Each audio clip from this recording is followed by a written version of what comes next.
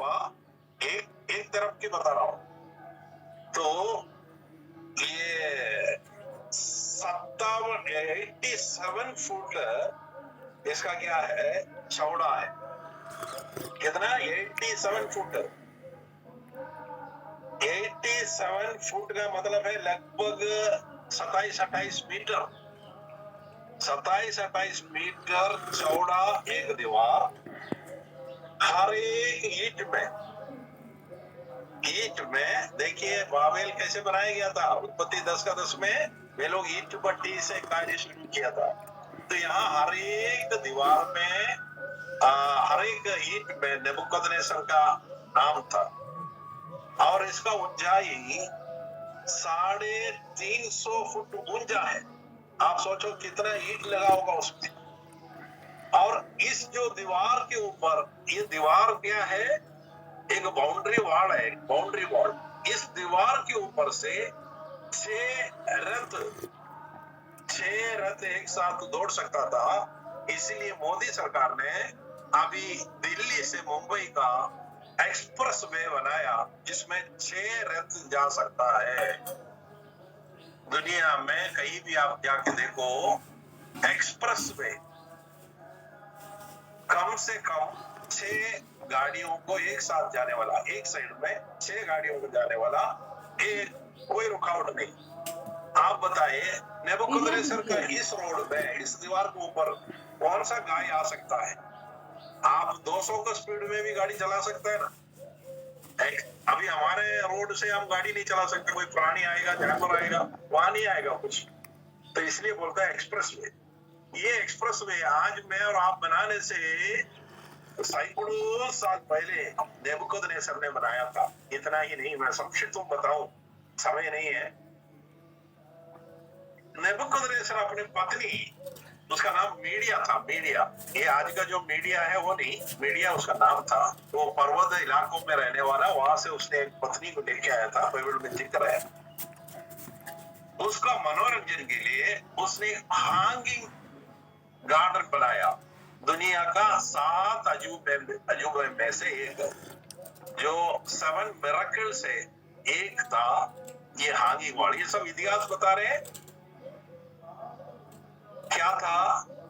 उसने जिस प्रकार मूसा को लिखाने के लिए सरकंडा से बनाया गया था, तो इन्होंने इतना ऊंचा बनाकर उसके ऊपर क्या कर दिया, सरकंडे डाला, मिट्टी डाला और उसके ऊपर कील। उस समय में कोई सीमेंट वगैरह तो था नहीं, तो उन्होंने अपना टेक्नोलॉजी के हिसाब से फिर मिट्टी डालकर उसने बड़े बड़े पेड़ और बड़ा गार्डन बनाया गया। ये हैंगिंग वॉल के रूप में इतिहास में जाना जाता है। इतना भयंकर अद्भुत कार्य था। इतना ही नहीं, और सुनिएगा, राजा सुलेमान ने जो मंदिर बनाया, कितनी अरबों खरबों रुपए का उसमें सामान थे, सोना चांदी। आपको मालूम है, बाइबल पढ़ते हैं आप लोग, सुलेमान का मंदिर में जितने भी सामान था, कटोरा से लेकर समुद्र तक बना कर रखा था सुलेमान ने। सोने का, पीतल का बड़ा, उसको समुद्र नाम दिया गया था। वो सब ये नेबुकदनेस्सर लेकर अपना राज्य में रखा था। इतनी प्रतापमयी राज्य जो कि बाबिलोन का नाम से जाना जाता था। तो प्रकाशित वाक्य 18 अध्याय में हमने देखा, आज इस दुनिया में जितने भी देवी देवता या अन्य किसी आराधना, चाहे प्रभु यीशु का नाम लेकर प्रार्थना कर रहे हो, चाहे ईसाई, चाहे मुसलमान, चाहे हिंदू, परमेश्वर को छोड़कर और किसी का पूजा करते हो। मैं फिर स्पष्ट करना चाहता हूं कि केवल यीशु को मानने वाला भी है, बोला कोई पिता नहीं, कोई पवित्र आत्मा नहीं, वो सब कहानी है। यीशु ही परमेश्वर है। ऐसे तो मुसलमान भी बोलता है वो ईसा नबी आएगा, ये लोगों, वो ईसा नबी हमारा यीशु नहीं है। ध्यान रखना, इस प्रकार दुनिया में प्रभु यीशु का, कलीसिया का वेशभूषा में, आराधना करने वालों का वेशभूषा में अनेक विश्वासी लोग जिस संसार में फैला पड़ा है, लेकिन यीशु का लोग अर्थात परमेश्वर का लोग चुने हुए हैं, वो मैं धन्यवाद देता हूँ, आप और मैं हैं, और हम सब इस दुनिया से उठा लिया जाएंगे। तो ये जो आत्मिक बाबेल, ये शहर आंटी क्राइस्ट का शासन काल में ये नष्ट किया जाएंगे। तो इसराइल के चारों तरफ का 10 राज्य मिलकर जो बाबेल बने जाएंगे, ये एक ही दिन में नष्ट किया जाएंगे। अब आप दानियल का पुस्तक जल्दी से बोलो, कोई बात नहीं, आज थोड़ा सा टाइम लगे। 5 अध्याय उसका 1 से पढ़ो, 5 अध्याय का 1 से। ये नबूकदनेस्सर राजा मर गया है, उसका बेटा अपने 1000 प्रधानों के लिए बड़ी जीवनार की और उन 1000 लोगों के सामने दाख मधु पिया। पढ़ते जाओ, 1 से 5 तक पढ़ो। पीते पीते सर ने आज्ञा दी कि सोने चांदी के 2 पात्र मेरे पिता नबूकदनेस्सर ने यरूशलेम के मंदिर में से निकाले थे, उन्हें ले आओ कि राजा अपने प्रधानों और रानियों और रखेलियों और समेत उनमें से पिए। तब जो सोने की पात्र यरूशलेम में एक सेकंड रुकना, देखना।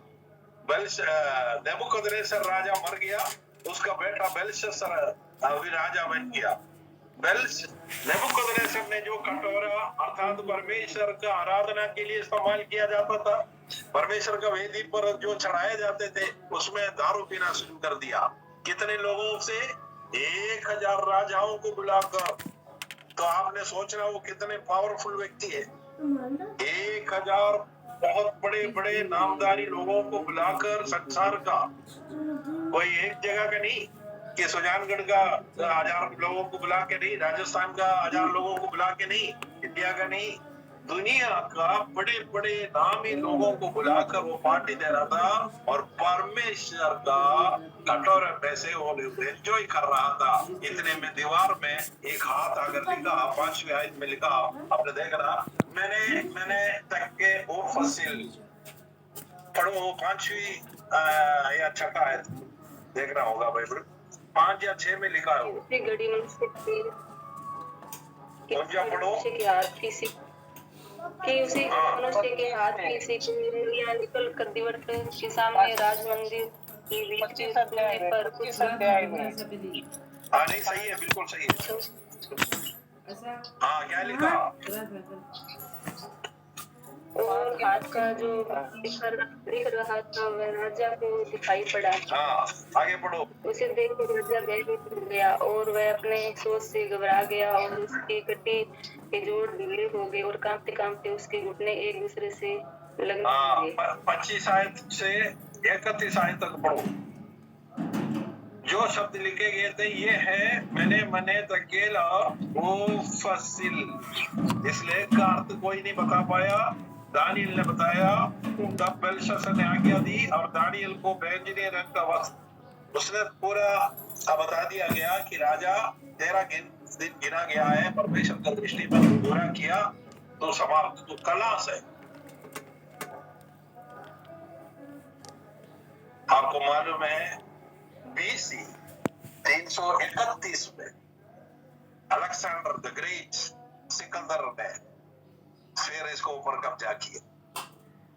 एक और आयत पढ़े, 1 पत्रोस 5:13।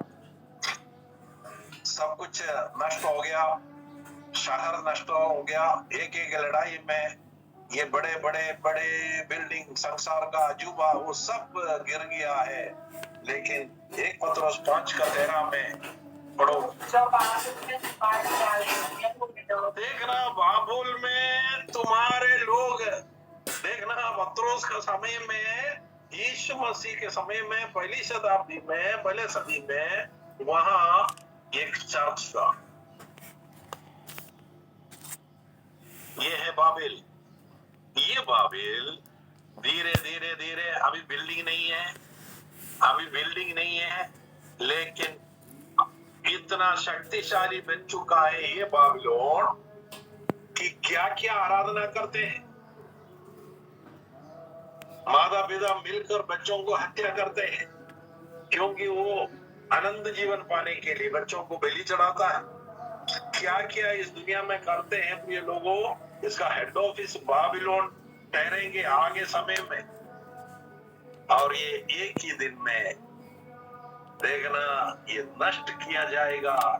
बाइबल को आप पढ़े और बाइबल के साथ साथ कोई भी शब्द आपको नहीं लग रहे हैं, आप इतिहास भी पढ़े हिस्ट्री में। आप इसी वक्त प्रार्थना खत्म होते ही पुराना बाबिलोन हिंदी में इंग्लिश में आप सर्च करो, पूरा डिटेल आपके पास आ जाए। और वो इतिहासकार भी क्या कह रहे हैं, विकिपीडिया भी ये कहते हैं कि इसका प्रमाण कहां से मिला, बाइबल से मिला। तो प्रिय लोगों, हिस्ट्री मतलब हिस्टोरी है। यीशु मसीह को कहानी कोई इतिहास कहते हैं, हिस्ट्री मतलब हिज स्टोरी। यीशु का बगैर कोई बर्थडे नहीं बना सकता, यीशु के बगैर कोई काल का बातों को नहीं बोल सकता, यीशु का बगैर ये दुनिया नहीं, यीशु का बगैर मैं और आप नहीं। यीशु मुझे और आपको पहले से चुन कर रखा कि इस पीड़ा में ना जाए, इस शहर में ना जाए, इस मूर्ति पूजा में ना जाए, इस गलत आराधना में ना जाए, सच्चाई को पहचाने और मैं और आप सदा सर्वदा यीशु के संग हो। मेरा परमेश्वर कितना महान परमेश्वर। समय होता तो मैं आपको अच्छी रीति से बताता, 2 मिनट ऊपर हो गया। अंकल जी चला गया, कोई बात नहीं। गुरुदास पूर्णानंद प्रार्थना करके सभा को समाप्त करें। धन्यवाद सर्वशक्तिमान पिता परमेश्वर, हम प्रार्थना करते हैं इसी वक्त प्रभु जी आपके दास के सारा जो भी वचन प्रभु जी अद्भुत बातें रहस्य की बातें आपने हमारे पर जाहिर की परमेश्वर, हम इसके लिए धन्यवाद करते हैं। आए हुए सब प्रभु तेरे दास दासियों को प्रभु जी इन आत्मिक बातों को समझ सके और अपने जीवन को प्रभु जी तेरे पवित्र वचनों के अनुसार जाँच कर मेरे खुदावन अपने आप को आपके हवाले करें और एक अच्छी दौड़ प्रभु मसीह दौड़ने के लिए हर एक की पवित्र आत्मा आप मदद करे, सहायता करे। जैसा कि प्रभु आपने यूहन्ना 16 में लिखा है कि मैं तुझे अकेला नहीं छोड़ूंगा, मैं तुझे अनाथ नहीं छोड़ूंगा। हालेलुया। एक मददगार, एक सहायक भेजूंगा। ये अद्भुत रहस्य की बातें समझाने के लिए प्रभु आपका धन्यवाद करते हैं। आपने अपने दास को इस्तेमाल किया और भी आने वाला टाइम में प्रभु जी आप हमारे और भी प्रभु जी अद्भुत बातें बताने वाले जा रहे हैं, इसके लिए हम धन्यवाद करते हैं। आज इस सभा को प्रभु तो आशीष किया, धन्यवाद। प्रार्थना और विनती प्रभु आपके बेटे हमारे मुक्तिदाता उद्धार करता यीशु के नाम से मांगते हैं पिता परमेश्वर, सुनो और कबूल करे। आमीन आमीन।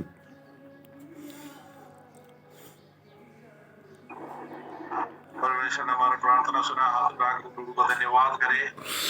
Hallelujah hallelujah. दादा शंकर था मीटिंग में, मैंने बाद में देखा प्रार्थना शुरू हो गया। ओके, कोई बात नहीं। आमीन। सबको जय मसीह, जय मसीह की। Praise Lord.